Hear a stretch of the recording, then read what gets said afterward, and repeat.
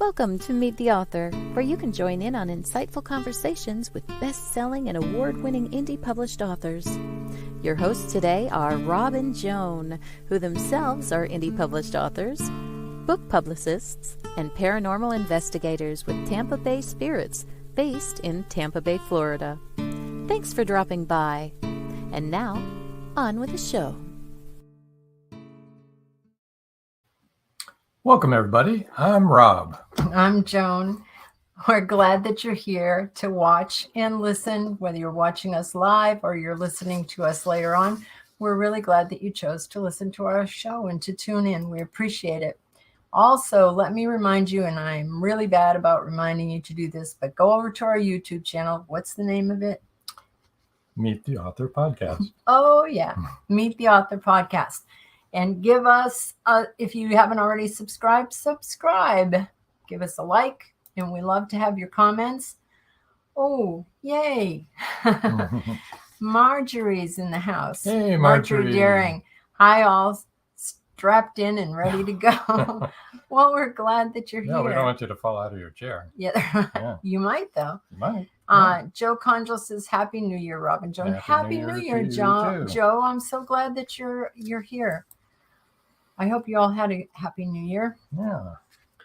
We had a very loud one. We did. They had us surrounded out here. We didn't need to go anywhere for fireworks. We just walked outside and it was a 360. All around us, yeah. It's crazy. So George Dismukes, I had trouble reading that, George, says, okay, I'm here, cervically pober and ready to blast off. Perfectly sober is what he's saying. Oh, look at who's here. Hey, Becca. Lonnie and Becca Jones. Well, it might just be Becca. Hello, Happy New Year. I will subscribe to your YouTube. Thanks, yes, Becca. Do that. That would be helpful. Yes. And do comment. We really love to hear your comments, see your comment. I know our authors do. We want to remind you that if you read a book, to review a book, it's very important to our authors. And also, all of these wonderful authors that you meet on our show, buy their book. Yeah.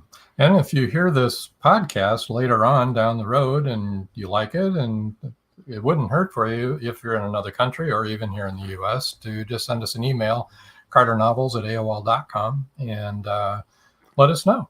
Let us know how you like it. Yeah. Or if you don't like it. Yeah. But if you don't like it, let us know why so we can change or fix it. Or maybe. Well, at least we'll have a clue what's going on, right? I want to remind everybody about the Voice of Indie podcast tonight, of course, every Wednesday night after our show. It's on blogtalkradio.com. We have all the instructions on our last commercial of the show. After we sign off, we play that, and it gives you detailed instructions on how to get to Voice of Indie podcast. That's Beam Weeks and Gary G's, really good people. This week's guest is B.A. Johnson, and I think we have a We do. A little Right banner there. for there. Here we go. This week's guest is B.A. Johnson. Mhm. And she's an author, I believe. I think she could be. Right. The other thing I wanted to mention, if you could bring up Siren Hunter. Sure. The Siren Hunter is part 3 in the Siren Song series written by George Dismukes. It's going to launch still in February, but as you can see there's the email. If you want to pre-order a copy, you can get it now for only $12. You don't have to pay now. Just get your name on the list. And that's his lovely wife, Nadine, on the cover. Maynard International at yahoo.com, and that's INTL. Okay. Abbreviated. This Saturday, I want to remind everybody about Episode Rewind. Catch that right where you're watching right now. It's a replay from last year. Doug Cooper is the sci-fi author that's on. He's the author of the Crystal series. Very interesting show. Yeah, all of you authors out there that are big on Twitter, you know who Doug Cooper is. Yeah. And next week we have 2 authors in one. Now, how could that be? Well, it's the author is Robin Maidrich. She's a romance author, but she also writes under the name of Jo Allen Ash. And she's a young adult author, and she wrote a young adult dystopian sci-fi fantasy, The Shadows We Make. And her romance series is the Connor Falls Christmas series, I believe. So that should be an interesting show. Yeah. And what else do we have? Anything else? We have a New York Times bestseller waiting backstage. You're kidding. No, well, maybe we should not Bring keep him him waiting any longer then, right? I agree. Okay. Ron Franscell, welcome aboard. Hey, thank you for having me. What a treat. Thank you for being here. It's a treat to have you on with us. I know. I think it's great. So you're talking to Sitting here backstage thinking I should have a pseudonym and write all kinds of other marvelous things besides. Yes. AKA. AKA. There you go. That's a big discussion here, whether you should, write under your name or a pseudonym, and whether you should write under your one name, for all the genres that you're writing in. I mean, we discuss this a lot. I'm pro brand yourself, keep that brand no matter what genre you're doing, because, eventually that's what I think. Catch on, hopefully. Yes. Yeah. I think if you're successful with your name or any name for that matter, stick with it. Keep it. Yeah, I agree. And we've been talking about that very thing, and we're going to talk about it tonight. The idea that my bones have been made writing true crime, but here I am about to launch a crime fiction. And the question is, will the people who've loved Ron Franscell's true crime follow into crime fiction? If so, well, then no pseudonym needed. There you go. Yeah, exactly. Yeah. I'm sure that they will. Well, I think so. I think so too. I think I told you that some of our daughters are avid true crime aficionados, and but they also read a lot of fiction and nonfiction. So I don't think it matters to readers. It could be a whole new market that wants to be associated, or at least to meet me and see what I'm putting out there, and that's good. As long as I don't mess with them and I don't betray them, then that's a good thing too. It'll just be that moment when it comes out and people say, "Oh, well, Ron Franscell writes true crime." It's like typecasting in Hollywood. We've grown so accustomed to seeing one actor, let's say, who is always comedic and is always funny, but he really wants to do Shakespeare. Yeah. Well, will we be able to handle him doing Shakespeare? And that becomes the great question. So, and you know what? We can handle that if he's good at it. I think you're right. Because we've seen that. And if they stink at it, you're like, yeah, you should stay with comedy. But, you know, I think that if they do it well, and I am sure that you do it well, then you should do what you want to do. What makes We're about to find out, aren't we? We are. Joe Conjal says, I'm with you, Joan. Plus, you work so hard to get, meaning keep your own name. I'm with you, Joan. Plus, you work so hard to get the books out there that I want people to know it's me, LOL. Yeah, you gotta get the credit. That's for sure. It's me. I'm Joe That's Conjal. right. That's right. That. Yeah. So, well, it's awfully hard too. I think that one interesting thing that we might talk about later is that the great bulk of buyers of books today in the United States are women. In true crime, it's as many as 4 out of 5 books get sold to women. Oh, so one could argue that having a woman's byline on the book would be a plus. Well, I'm not a woman, and if I were to adopt a pseudonym, might there be some wisdom in taking a woman's name? Well, yes, there might be, but then that makes this kind of thing difficult. It makes it difficult to sustain that illusion in a book signing or a book talk or a podcast of any kind.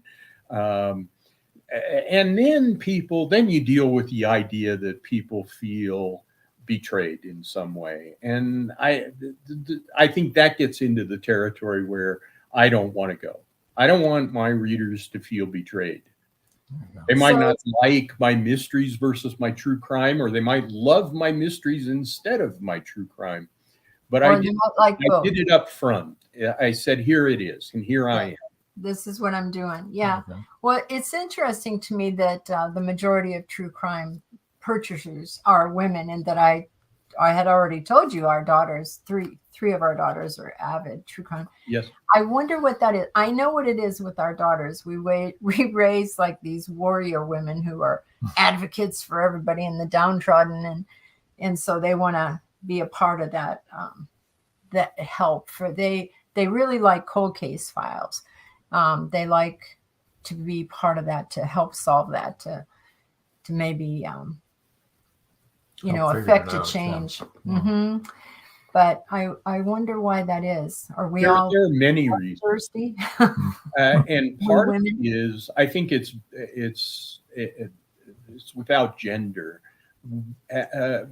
Going back to caveman days, there's something primitive in us that wants to know the threats that are out there and wants to know how we can avoid unnecessarily dying from them. And at a very basic DNA kind of level, that's part of the appeal of true crime right now, because it's always been the appeal of true crime. Now, I think there are a lot of other things at work right now with media and the proliferation of different media. But I think at the very core, we're dealing with a very primitive reaction to understand the threats that are out there, to survey those threats, to prepare ourselves in some way to see them coming and to avoid dying unnecessarily. There you go. We have a comment from George. I'm not surprised by this comment, by the way. The women are doing research in case they decide to take out their ragtag husbands. Well, there you go. I know more than one man who has said that very thing, that I'm really my wife watching 24/7 investigation Discovery and a wall full of true crime books. Is she just researching? Just researching, just messing around with it. Hey, Ron, everybody knows here that's watching that you're a New York Times bestseller. Can you kind of tell us about your journey from the big publisher to indie? Sure. I referred to it a little bit there. But throughout my career, Death Row, which is coming in February, is my 19th book. Throughout my career, I've bounced between small indie publishers, medium-sized traditional publishers, and until the big ones. I've published with St. Martin's and Berkley and Prometheus. So I think that we are all in a period here where you go where they want your books. Now, my very first book was a literary novel, and a literary novel by an unknown guy in Wyoming just doesn't have that cachet that people want to, the editors want to go out and buy it immediately for big bucks. It sold to a very small startup house, traditionally published, but a very small house. Within weeks, I think about 6 or 8 weeks, the reprint rights, the paperback rights, were picked up by Berkley, now a Penguin Random House. And which book was that? That was my book, Angel Fire, which, again, we had 37 rejections along the way until that sold. We were about to give up when it did sell. So 37. So don't give up, folks. It's number 38. But the book goes on to be named by the San Francisco Chronicle as one of the 100 best novels of the 20th century West. Wow. Surprising nobody more than me, because we had sold this little book to a little publisher, and it was a little book, and it was not an important book. Well, it turns out that it had something more to it. Berkley picked it up. It became a very popular book. I wrote a couple mysteries after that, but it was book number 4 that set me on the path to becoming a true crime writer. And very soon, the success of The Darkest Night was, it locked me up.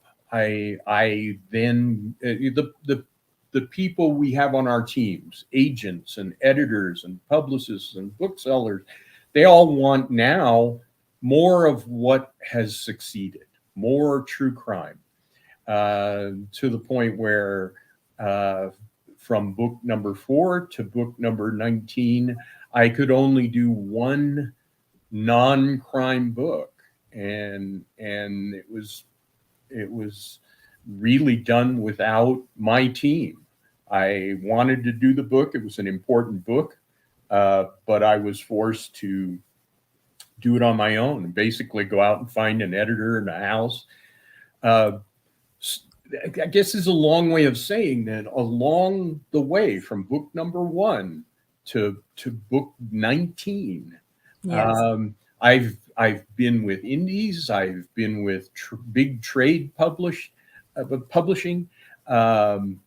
and each has served a purpose, whether it's getting the book out there, whether it's a change, in this case, of genre. They have their strengths. They all have their strengths, and it's not good or bad. I don't have a preference.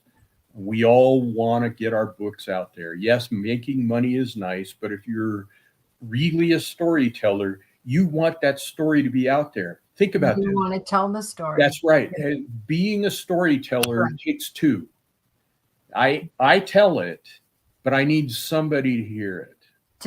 Yeah. That's right. Otherwise, if there's nothing wrong with journaling and diaries, but for storytelling takes at least 2.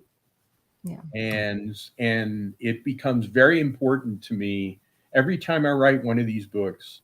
It becomes very important to me to think about who will be hearing it, who will be reading it. Okay. Joe Conjal has a question. He says, "Hi, Ron. When you are writing true crime, how much of the story is true versus embellished for entertainment value?" None is embellished. It's true. I'm writing true crime. True It's crime. going to be true. Yeah.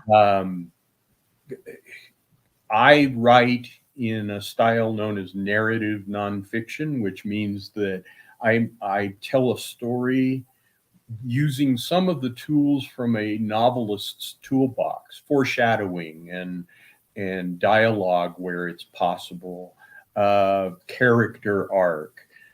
In my case, though, in the case of narrative nonfiction, that is telling an absolutely true story with those techniques so that it feels like you're reading a novel. But Capote invented narrative nonfiction with In Cold Blood. Oh, yeah. Oof. And he made some mistakes. Capote was a fiction writer trying to do journalism. And he had no roadmap. He had no rule book. He did what he did. Today we look back and we say, you know, he made up a few things, and that makes it untrue to me. Yes, it's no longer nonfiction. It's exactly. It's not Yeah. nonfiction if part of it is fiction. Yeah. Yes. Yeah. And this comes from my journalism. I can't make up anything. Now, the structure of the story is something different. And that's where I'm using those tools that I mentioned.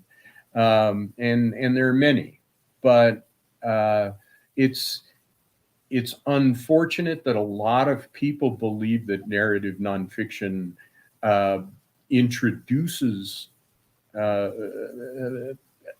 imagined things. And if it's good stuff, if it's honest stuff, it doesn't do that. That's not to say there aren't those out there, but if it's good stuff, it doesn't do that. I think it comes from people watching a lot of true crime shows where things are dramatized, okay? And things are definitely hyped. I mean, we're paranormal investigators. We've watched a lot of the shows. It's a lot of hype. Yeah, we even know some of those people, We know them. and we know that they don't go, "Oh my God," they don't do that. I mean, you're out there. And we know that some of the networks and streaming services, the production companies have told them, you got to get some excitement in there. You need to act afraid. You're not afraid, but you need to act afraid because people want to think that it's scary. Right. Well, and I've been invited to do television shows on true crimes that I've written about, some that I haven't written about, but they have to find their hook. They have to find that angle that's going to separate them from the last people who did an episode on Ted Bundy. Yeah. And I think sometimes without any moral or ethical journalistic grounding, they think it's okay to say, well, if it could be true, then it's okay. And I've refused to be on a couple of TV episodes for the reason that their hook was simply floating a theory and treating it as if it were true. And it just wasn't. Then that's not journalism, that's entertainment. And what I do in my stuff, in my true crime, I'm doing journalism. That's the difference. Marjorie Deering had a comment. She said, "I think a lot of the true crime interest comes from a genuine curiosity about the workings of criminal minds." And that could be too. We need to take our break. And they're all different. That's the thing. That they're all different. Two more comments, then we'll take a break. And we'll hear a word from our sponsors. All right. George Dismuke says, "Theatrics is the first law of marketing." And yeah, theatrics is okay. You don't want to tell a story like this because they're not going to care what you're telling you. Right, they're going to fall asleep or change the channel. Right. Yeah. But there's a difference between theatrics and making stuff up. I think so. I think that making it interesting is important. It isn't. Otherwise, no one's going to listen to your story. Nobody's going to read it. No. Joe Conjal said with crew trime. Crew trime? True. What the Oh, heck is that? You got George's. A whole new genre. I have George's disease. With Joe Conjal says, with true crime, do you ever have someone who is in the story that won't sign a release or changes their mind later? If so, how do you handle or get around something like that? I've had people not want to sign releases, but I think that it's important too to know that I don't need a release on every single thing. A lot of the kinds of things that I'm writing about are in a public record of some kind. They're in a police file. They're in a courtroom, in a trial. They're in investigative files. They're in media in different places. So you don't need a release. You don't always need a release, but yeah, sometimes I have people that don't want to talk, and then I'm challenged then to find the information that they would provide, or not be able to report that. Yeah. Right. Yeah. We're going to take a quick break now, just a couple of minutes. Don't go away, folks. Don't go away. Come back. We're going to continue right back. our conversation. Thank you for joining us here on Meet the Author. Make sure you stay up to date with our show by clicking like. Oops. Welcome to Magnolia Bluff, Texas, a small town in the heart of the Texas Hill Country near Burnett Reservoir. A town where everyone's business is discussed at the local coffee shop. A town where neighbors look out for each other. A town not insulated from murder and mayhem. Which begs these questions. Who is responsible for breaking into quaint Victorian homes? And how are poodles, ghosts, drug cartels, and a Ponzi scheme connected with a serial killer? Caroline McCluskey, the town's librarian, catalogs books using the Dewey Decimal System. When a black and white poodle puppy arrives unannounced, she calls him Dewey. Now, Caroline must catalog events to identify a serial killer in her town. Pick up your copy of the Dewey Decimal Dilemma, now available on Amazon. They thought the siren was dead. In the novel Siren Song by author George Dismukes, James Harmon shot her twice. Several people saw her dead body sinking slowly into the abyss. But now, in Siren Song 2, evidence suggests that she may still be alive. She killed that boatload of people. It was her! And she's just getting started! Angie, that's impossible. The cold chill up my spine tells me it's not impossible. We've got to start all over again. And this time, do it right. Siren Song 2. The story continues. Available on Amazon, Barnes & Noble, and many other bookseller websites. Get your copy today. At Indie Booksource, you can shop by genre or by author, and you will be buying direct from the author's main purchase link. We offer hundreds of titles in formats that include ebooks, paperback, hardbound, and audiobook. Support an indie author. Visit indiebooksource.com today. And we're back. Yeah. And Rob was going to end the show quite early. Almost ended the show. He That said, would have been too short. do you want to hit that button? And he said, yes. And I'm like, no. So now we're looking for somebody who could actually do the job right. Oh boy. We have a comment from Joe Conjal, and it's funny because we warned. We Ron, told you this was coming now, this didn't was we, coming. Ron? Okay, Joe Conjal said, okay, Ron, the most important question of the night. Are you a plotter or a pantser? LOL. Had you ever heard those terms before? I had not, but Okay. I know what Joe's talking about. And it depends on the work. My very first novel, I outlined it endlessly. I'm a big believer in the hero's journey story model. And I really worked hard to plot this out using that model. To this day, somewhere here, I have, I don't know, might be a ream of paper. It's probably not. Drafts and notes. And so there I was a plotter. I was really overdoing it. After that, it became more internalized. And then by the time I'm doing true crime, I really don't have to worry about plot. I know what happened. It happened. Yeah. I have no ability to change that. Now, when I write my true crime, I'm trying to write a novel over which I have absolutely no control.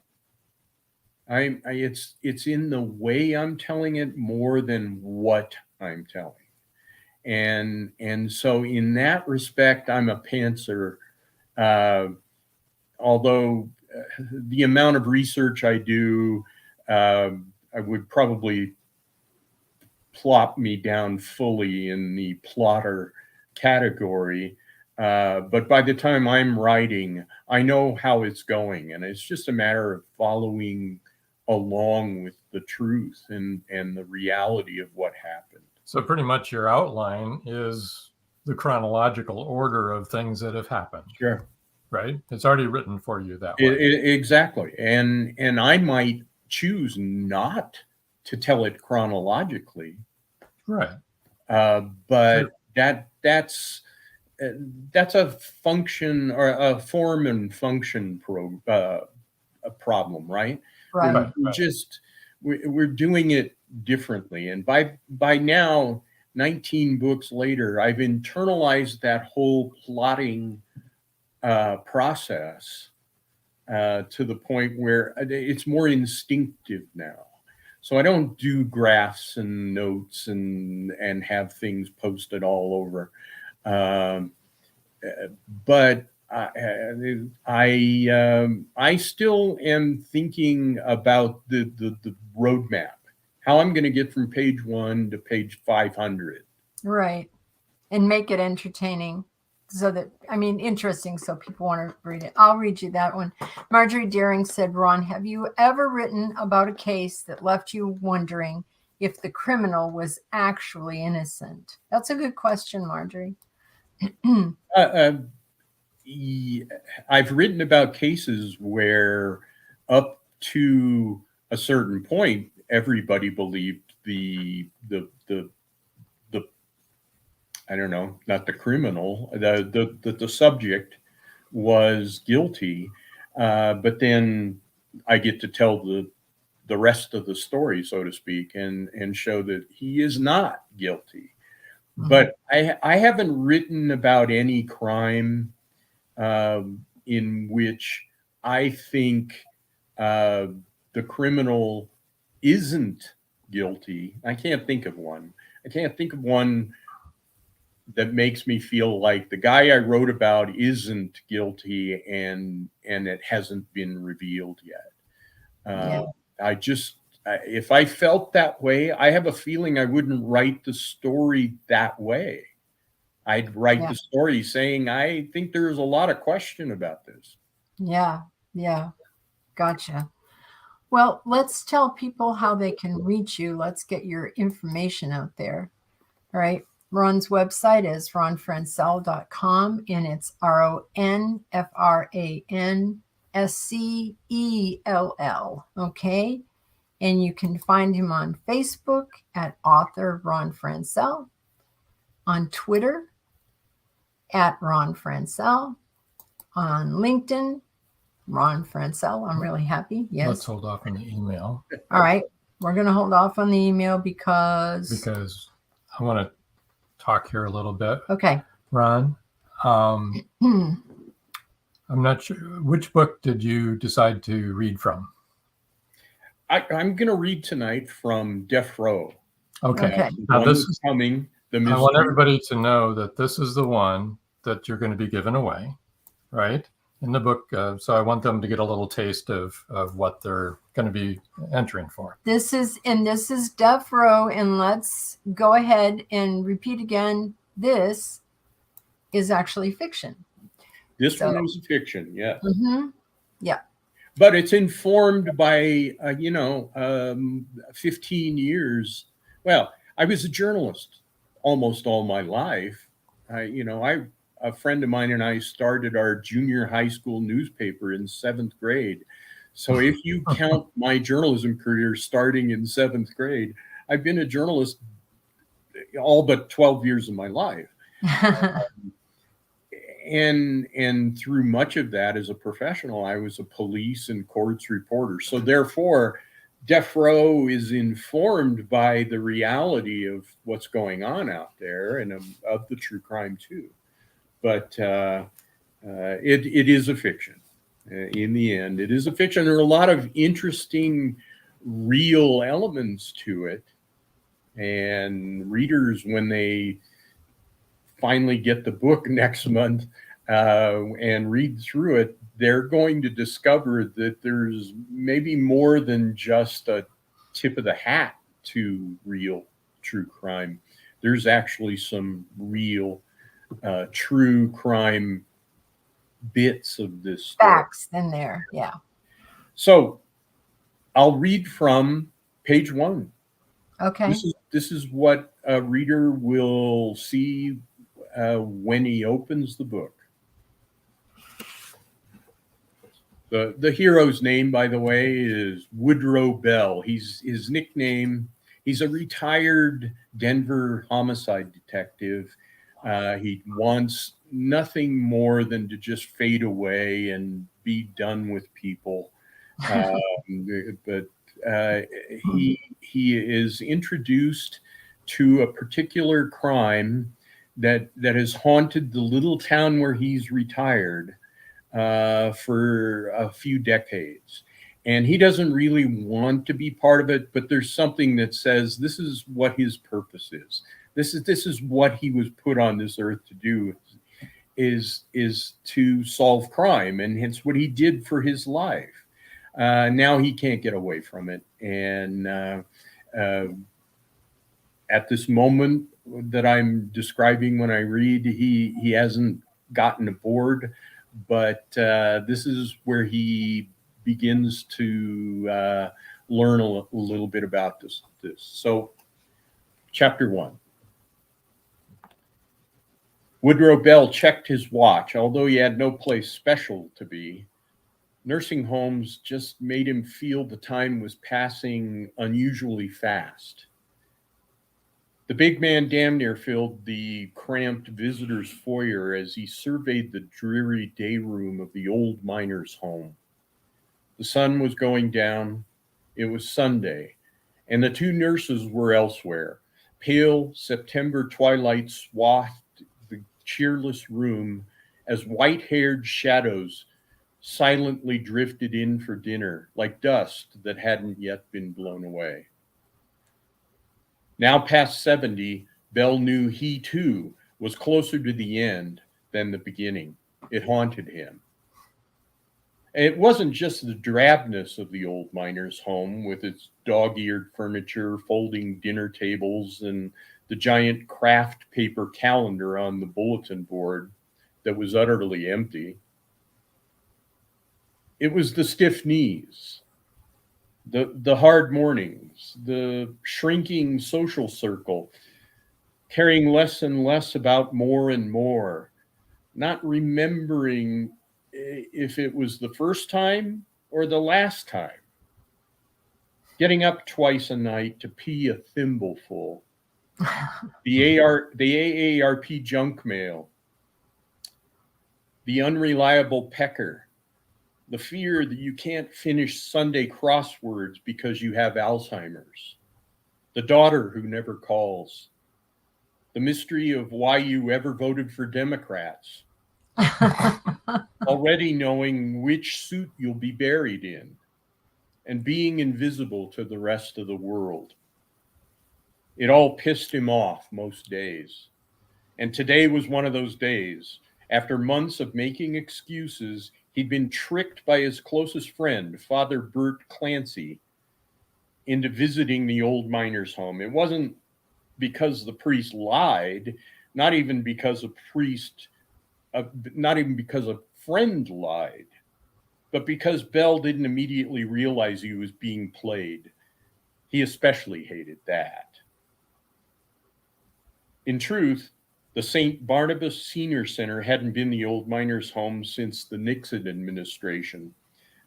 But everybody in the trifling mountain village of Midnight, Colorado, still called it the old miners' home. Good or bad, small towns seldom quit on a memory. So that's page 1. Excellent. Awesome. And being people into their 70s with white hair. You're the core market for this book. Yes. Joe Conjal says, Ron, have you ever been approached by someone who was convicted, whose story you haven't written about, that wants you to tell their story? Absolutely. Almost weekly, really. Maybe not weekly. Wow. Weekly, certainly. Wow. Everybody has a story. Yeah. And a few of them are worth looking at. But the fact is that all those years that we talked about as a journalist and as a writer, you come to learn that the people in prison always have an angle that they're playing. They always want something. Now, sometimes it's totally legit. Maybe they didn't do it. I don't know that a crime writer is the guy you go to prove that. If you have proof, I'm not sure a crime writer is the guy that's best to have. It's going to help you, yeah. Maybe yeah, defense attorney might really are others. And on the other hand, I've also written about in my book, Alice and Gerald, a homicidal love story. Gerald and Alice together and separately killed 5 people.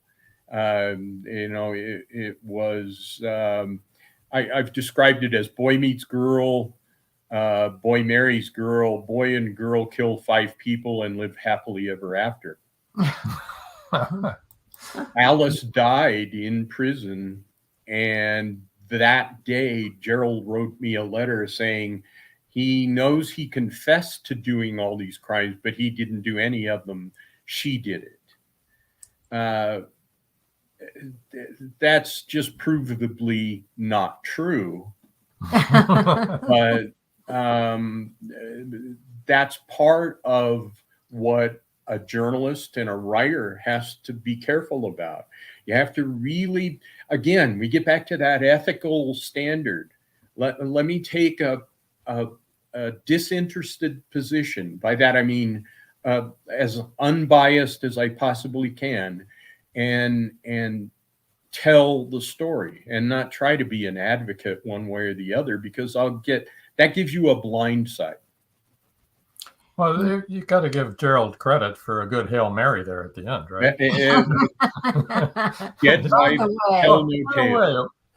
It wasn't me. Now that she's dead, I can tell you the truth. Yeah, dead wives tell no tales. They do not. Marjorie Daring says that opening makes the character so relatable, and also so very authentic. Very, very real. Thank you. That's nice to hear, and that's the point.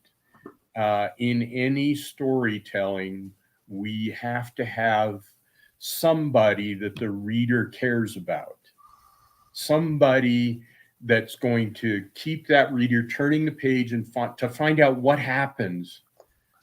And in the case of the protagonist of this particular story, that's necessary.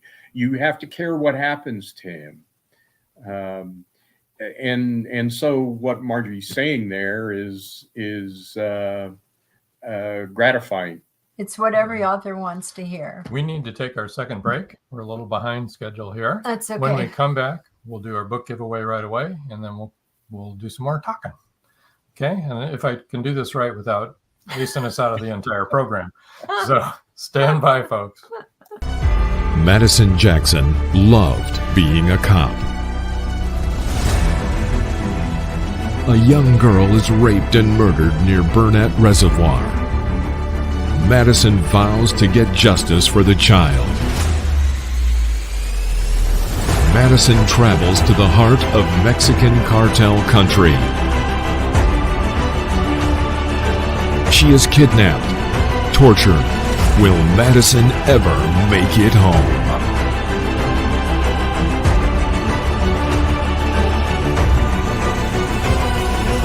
Justice by Kelly Marshall. Only at Amazon.com.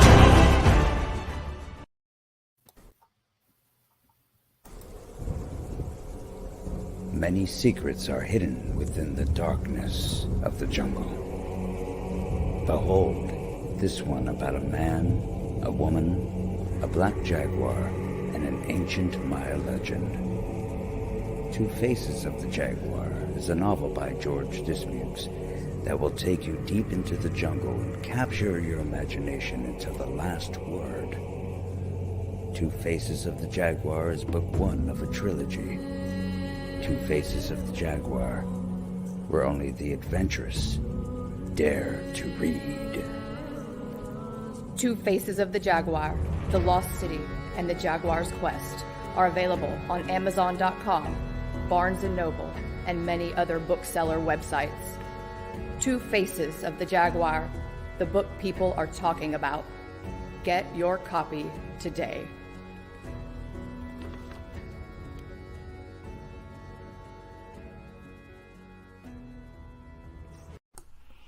In a world where advancing technology is outpacing crime solving, the O'Rourke team continues their relentless pursuit of justice. Bioprints is the first book in the O'Rourke crime novel series where it's high-tech crime versus old-fashioned detective work. Visit carternovels.com or amazon.com and check out Bioprints today. And we're back. First of all, let's get your email up here for the book giveaway. Do you want to do the email? Yes, I don't trust you anymore. I'll go right over here. I'm taking this back. All right. Ron's email is ron@ronfrancell.com. That's easy. And then the book giveaway, you may read that. The first three people, U.S. only, to email ron@ronfrancell.com will win a signed paperback copy of Death Row after the February 14th upon release, of course, after the release. Yes. So you'll have to wait a while, but you will eventually get it. I do want to go ahead and put up that cover again. Let me find it. Here we go. Actually, that looks like that's a really good cover. Can you describe the cover for us, Ron? Pardon? Can you describe the cover for those that are just listening? The Death Row cover is a very cold feeling mountain scene with icy roads and a mysterious pickup truck on the road in front of us. And I guess the question will be, what is that truck and why is it up in the what looks like a coming blizzard? It's a very when I use the word chilling, and I don't mean it in the traditional mystery sense of the word, but because it just gives off a very cold vibe. Yeah, it does. Could you? It's a really good cover. Do you want to, first of all, explain the title? Because it sounds a lot like Death Row. It does. But there's a reason for that. But do you want to explain it, or no? Is that a spoiler? I don't think it's a spoiler. No, it's not a spoiler. Find out fairly early. though Woodrow Bell, who we met, again, doesn't really want to associate with people. He's the only people he associates with is a small group of 70 and 80 and 90-year-old guys in this small town. Every small town has this little group of old guys who gather on most mornings at the local diner to discuss what's wrong with the world and to fix everything and to poke fun at each other and sort of remember their glory days. He's part of a group like that. And the group of these white-haired old gents call themselves Death Row. And they end up playing the role of Woodrow Bell's forensic team, unwittingly and here and there. But because he's going to look into this case, and he no longer has all those resources that he had when he was with the Denver PD, each one of these old guys has his own contribution. And what's interesting about that is that it's the other side of this mystery. This book has two stories going on. One is this mystery, and it's a ghastly case, but it's about growing old too. I think it's been either the blessing or the curse of my writing career that I just don't want to do it like everybody else. And in my true crime, I've blended the journalism and the fiction technique and tried to do it a little bit differently. In Death Row, I'm trying to blend commercial crime fiction with a more literary exploration of men who are maybe they've outlived their best days. Maybe all the good purpose in their life is behind them, or at least they feel it is, that they're growing invisible to the rest of the world. That's not a story that's told very often. You hear, people are put away into nursing homes and they get Alzheimer's and don't remember anything. Absolutely. So they just kind of fade away in the background, And that's exactly it. Yeah. My dad, and I'm still 10 years shy of when my dad did that, but my dad belonged to a group of men like that, didn't he? And they met, the same old men met for breakfast every morning. He ate all the things that he shouldn't have been eating every morning. And enjoyed it. Yeah. And they solved the world's problems and complained about everything. And talked about their glory days and said the same things over and over and over again. And he drove me crazy. Well, see, those are familiar people to all of us. We recognize them. And in Death Row, we have the retired newspaper editor and the retired town doctor and the retired fire chief and a high school teacher. Each one of them, through the story, brings some special sort of skill or talent to the table that moves the investigation, this casual investigation, a little further down the line. And in that respect, they prove they still have value. I love the fact that your hero is in his 70s, because Yeah. we're in our 70s. I love the fact that he's still making a contribution. And I love the fact that you're telling the truth. Anyone who reaches the stage of their life that we're in that says they don't consider their mortality is lying. Yeah, absolutely. Because you do. That is, come on. Everybody knows we have less time ahead of us than we have behind us. Every day goes faster and faster, it seems like. It does. It really and we talked about it a little earlier, the market. And the market right now in big publishing is appealing to those female buyers that are out there. And mystery in particular has canted significantly toward female-driven stories. Mm-hmm. After my last true crime book, ShadowMan,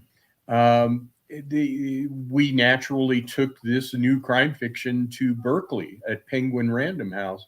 And really, without reading the book, they said, the chances of it finding a home here are slim because we're going more with female-driven stuff. We went through a long time of glowing rejection. Editors out there who loved the characters or the writing or the plot or something, but it didn't fit their view of the book that was going to capture the attention of those female buyers. Mm-hmm. Ultimately, we found a home with Wild Blue Press, a very feisty, small indie publisher who's bringing out Death Row, regardless of it being largely about old white men. It has plenty of female characters in it, and then they're just as fascinating. But the core is that group of men.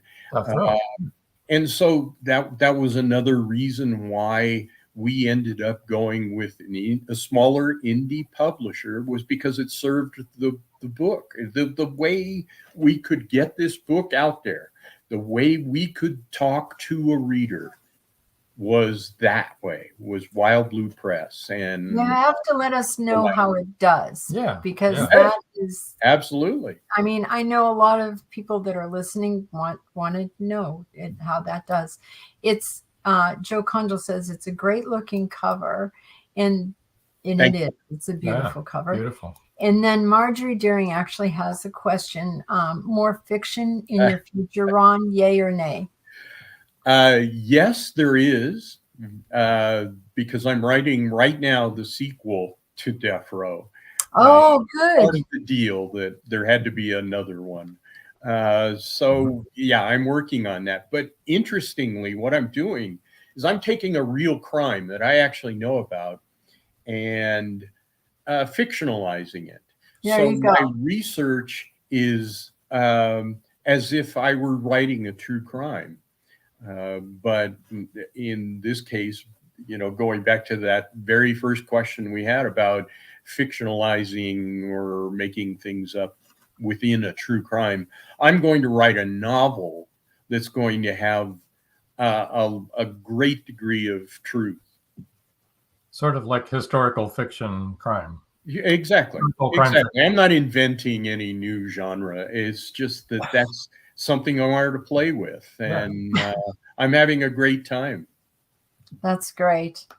Yeah, that's really great. This is really an interesting concept, and I really love the way that opened because it was so relatable. Yeah. I mean, I'm not a man, but I am a white-haired old person. But you know what?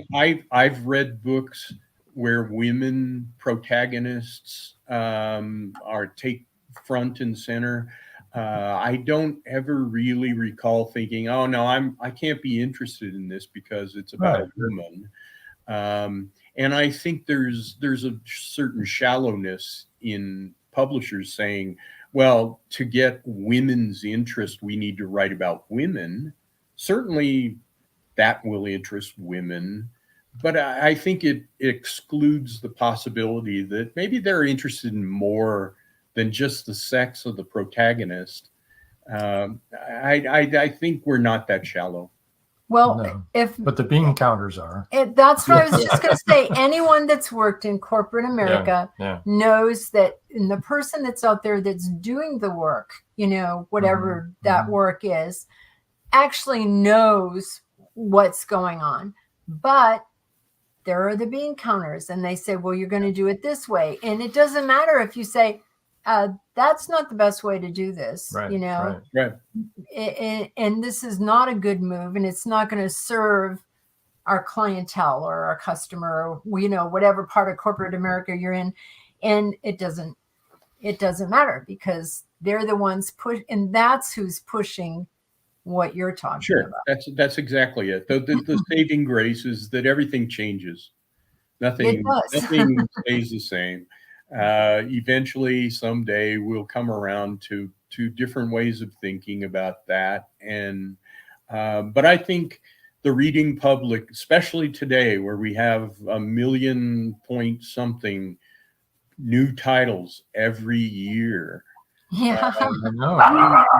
You can't have 1 million point something of the same story. They have to be different. They have to be different. Sorry about that editorial comment from Missy. from the doggy gallery.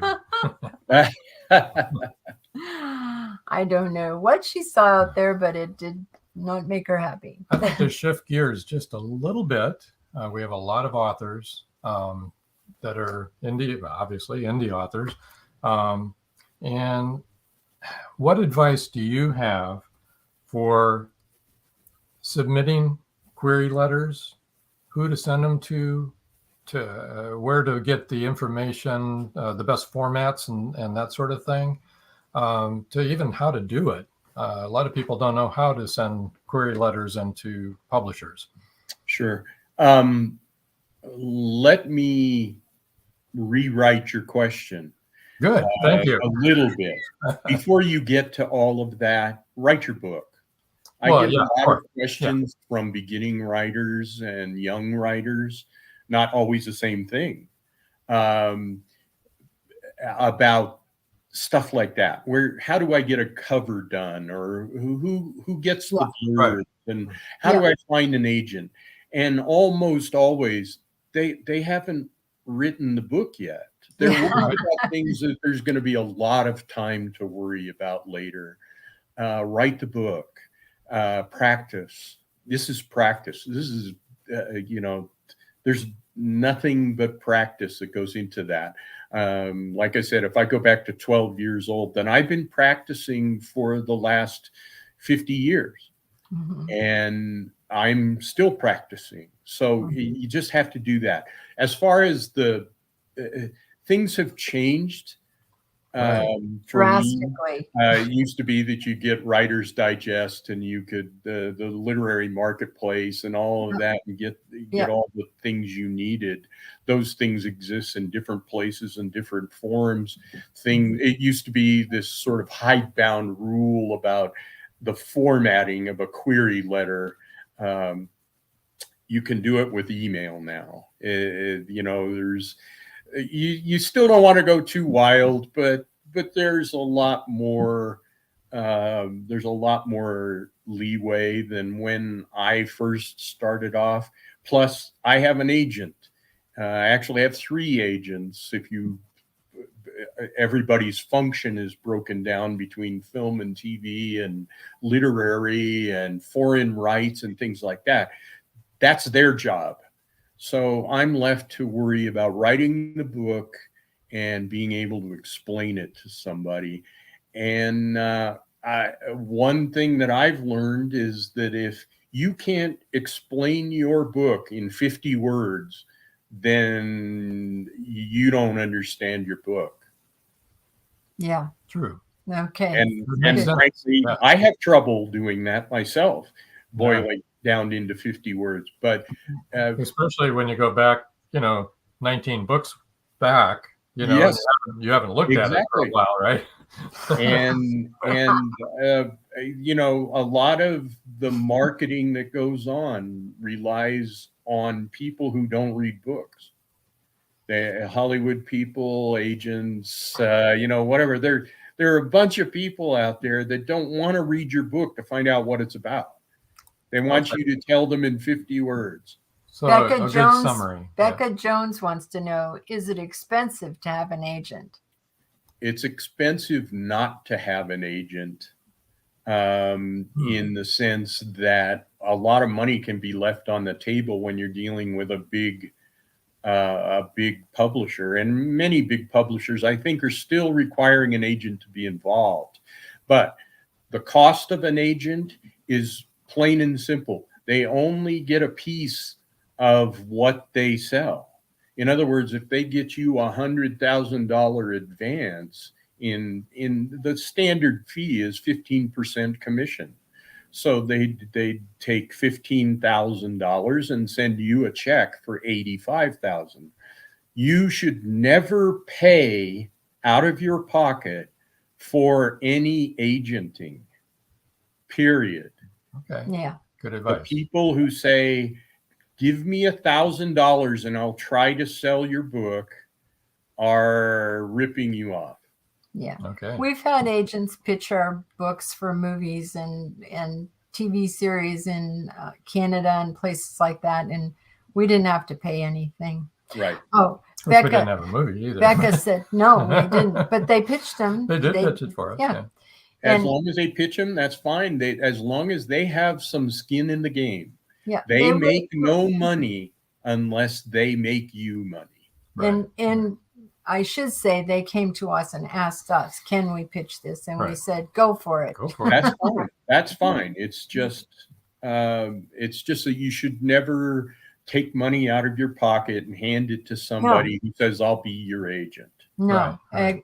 Legitimate agents work on commission. Yeah, Great they advice. do. Great advice. And Becca Jones says, thank you. You're She's welcome. Glad to know that. And Joe Conjal a while back asked if that was a delivery that Missy was upset about. Some kind of noise out there. Yeah, no, it wasn't. Might have been a ghost. It might have been a ghost. We've Yeah. been having stuff happening in our house all week.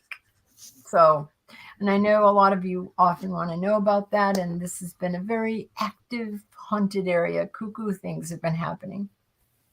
Very strange. Changing Gear completely. gears again. Mm-hmm.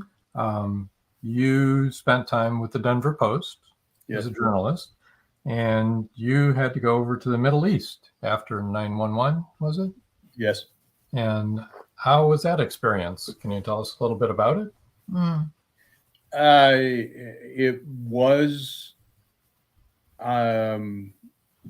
something throughout my life that I wanted to do, was to cover a war. And this was, we were, a photographer and I and some of my other colleagues were sent to the Middle East by the Denver Post after 9/11 to cover the run-up to the War on Terror. My particular assignment was to get into as many Arab and Muslim countries as I possibly could and report on the perspective from that part of the world.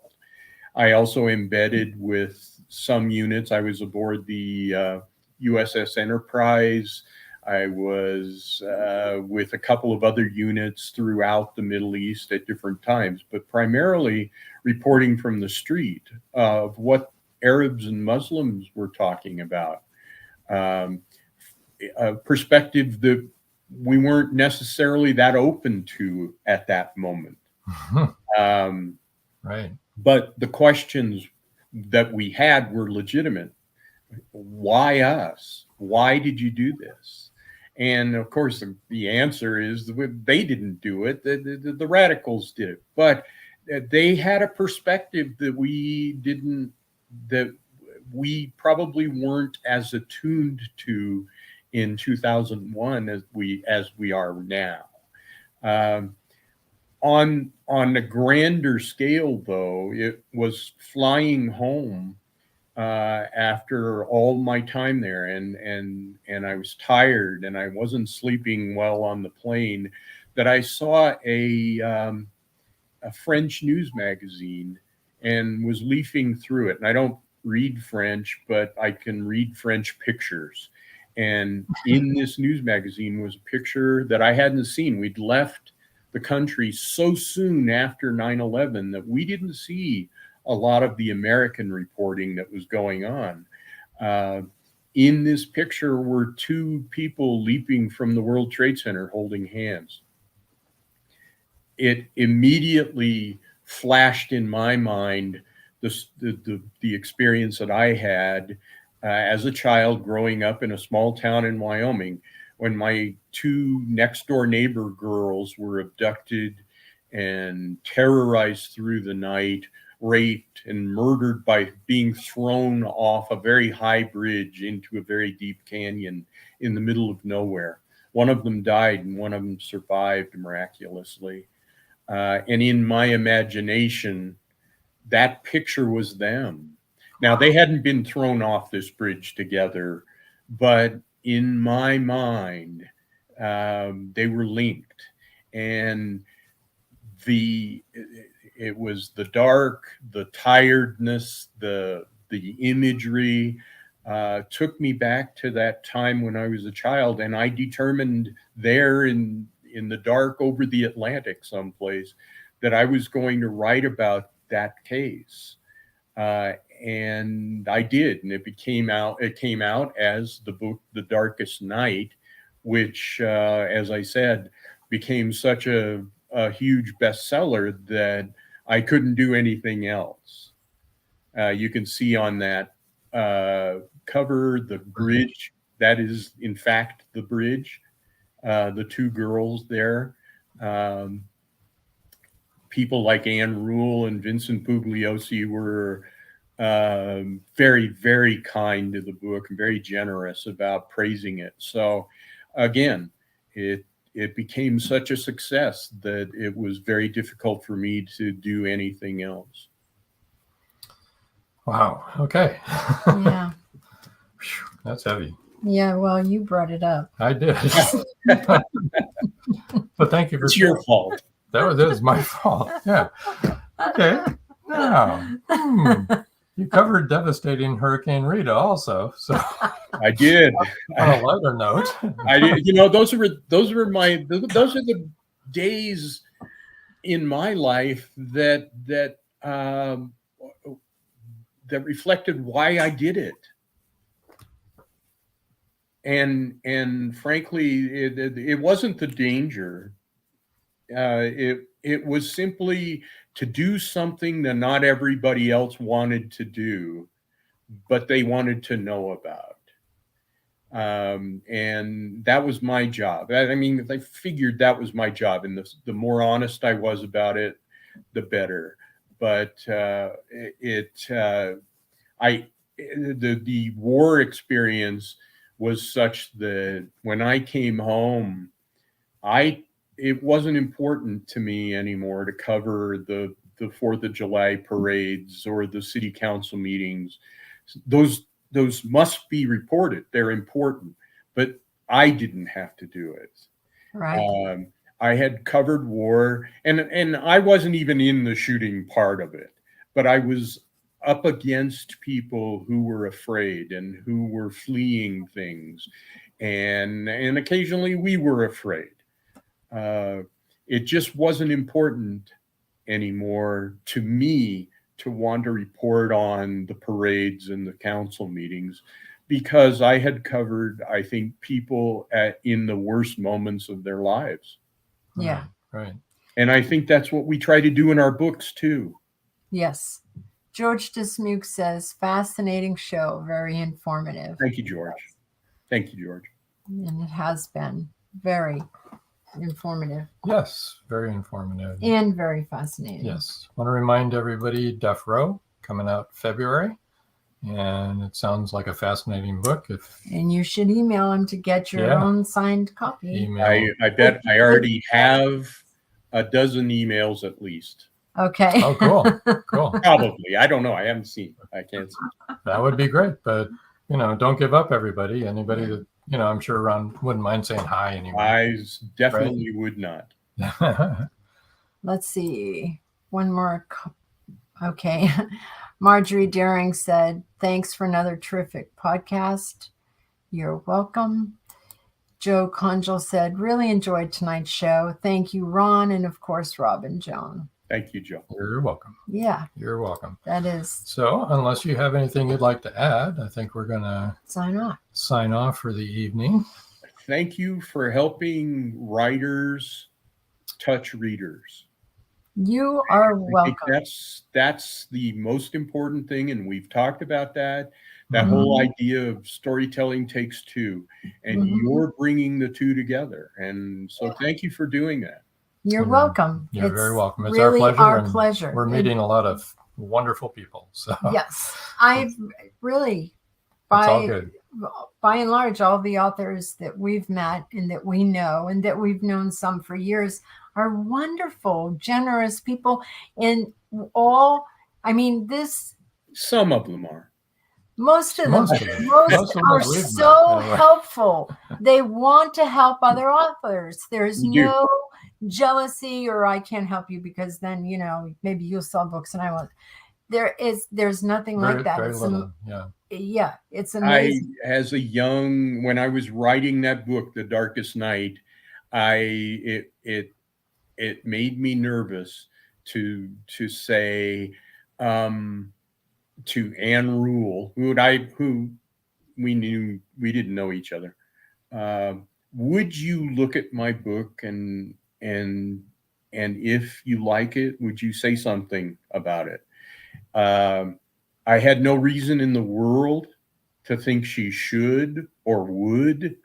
It was a nothing ventured, nothing gained moment. Yeah. And she did read the book and she didn't have to. Right. And the same thing with Vincent Bugliosi, who wrote Helter Skelter. Both of them read the book and were very generous with their endorsements. And they didn't need to. And so, yes, writers are generous people most of the time. Yes, and I noticed most of them are. Anne Hillerman endorsed Duff Row, right? And Anne and I worked together as journalists years and years ago before either one of us had ever written a book.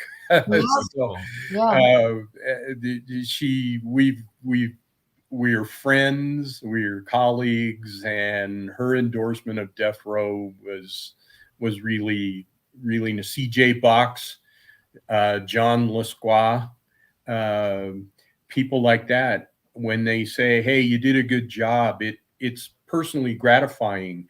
But I also know that you, the reader, it can be influenced by that.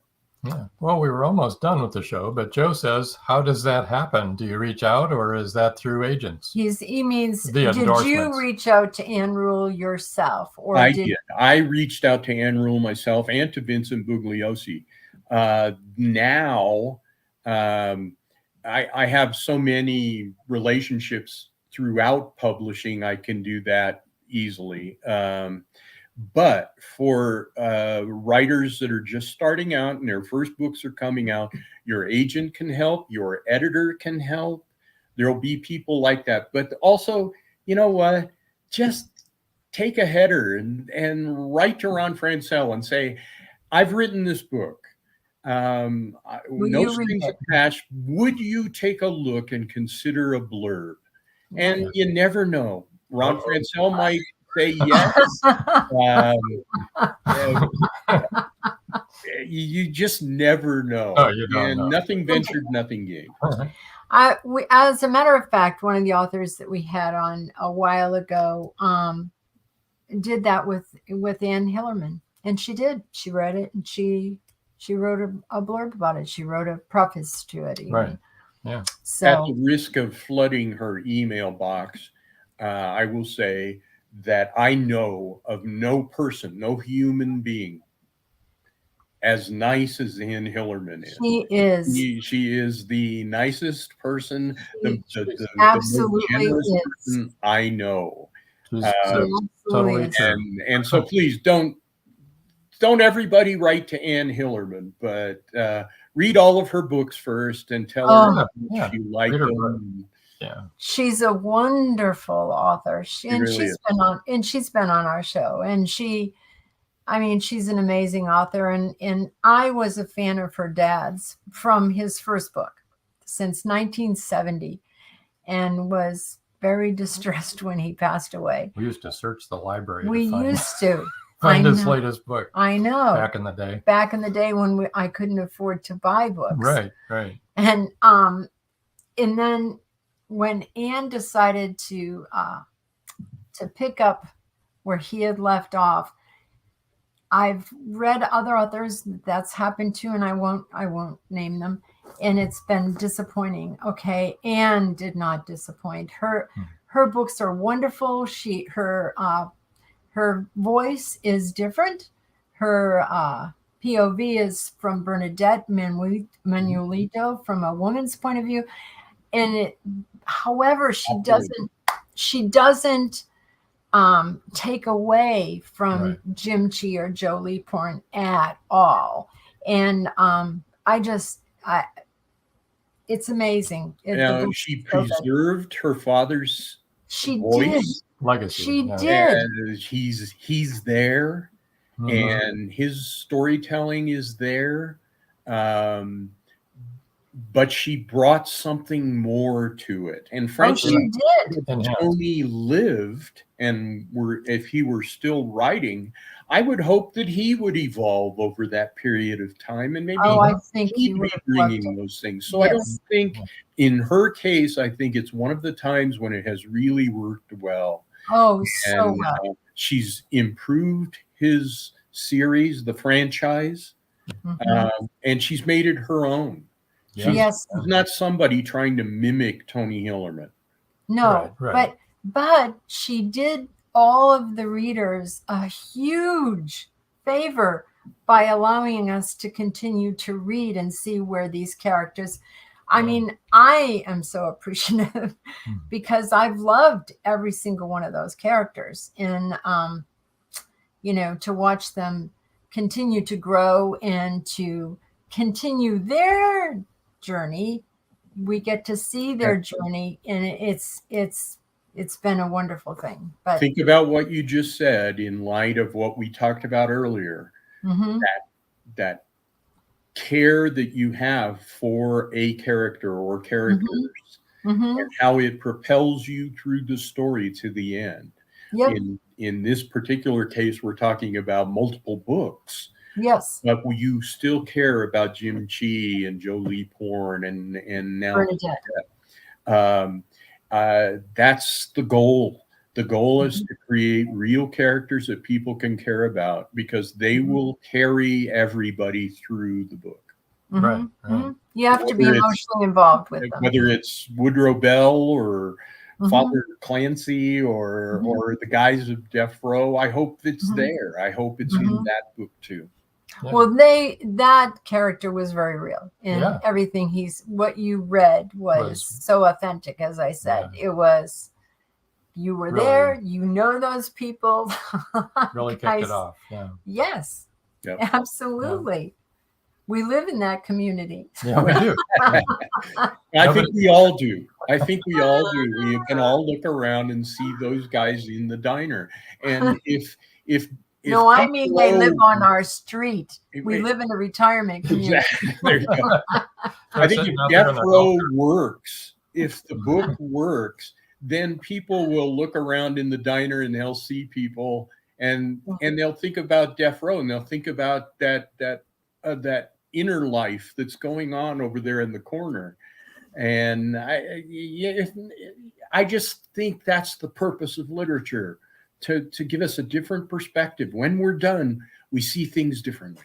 Yes. And also, you know what? It will really help younger people who read it to understand and to be have more empathy for people who are senior citizens. And because it is true, I can tell you that when, I was a 30-year-old redhead, I got a lot more attention when I walked into a store than I do now. And that is no joke.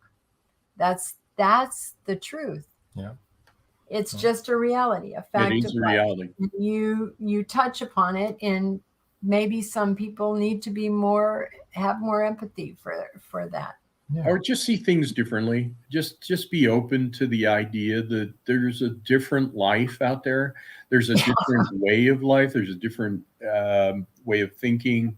We've talked about that ourselves, and I think it's part of breaking down walls. It's just understanding, and that's the danger. Is when a book like Death Row is a mystery, people want to kind of brain candy. They want bing, bing, bing. They want it to follow the kind of normal rhythms of a mystery.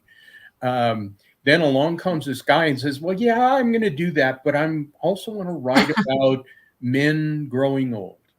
Yeah. I'm in the sequel. One of them dies. And, so I find myself exploring how older men grieve, and especially how older men grieve among other older men. And trying to capture that, because I know it's different.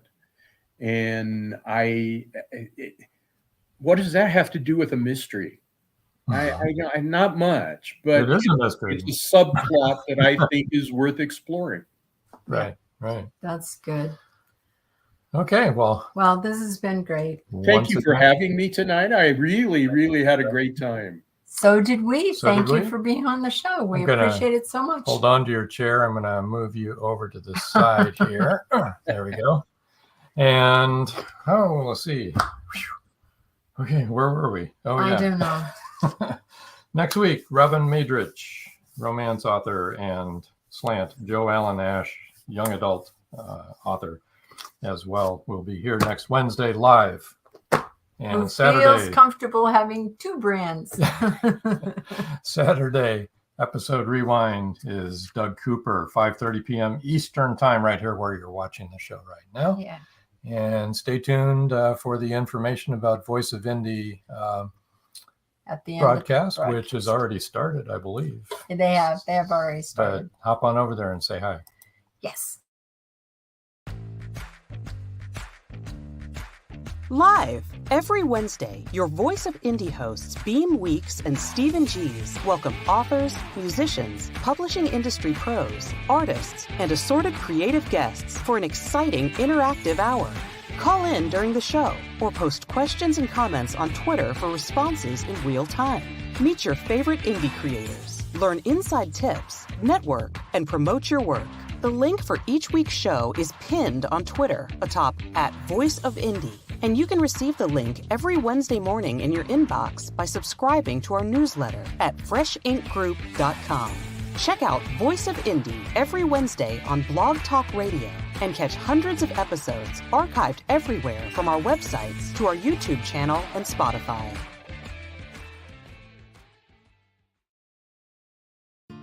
Thank you for joining us here on Meet the Author. Make sure you stay up to date with our show by clicking like, follow, and share. And you can find us on Spotify, iTunes, and more. See you next time on WLFE-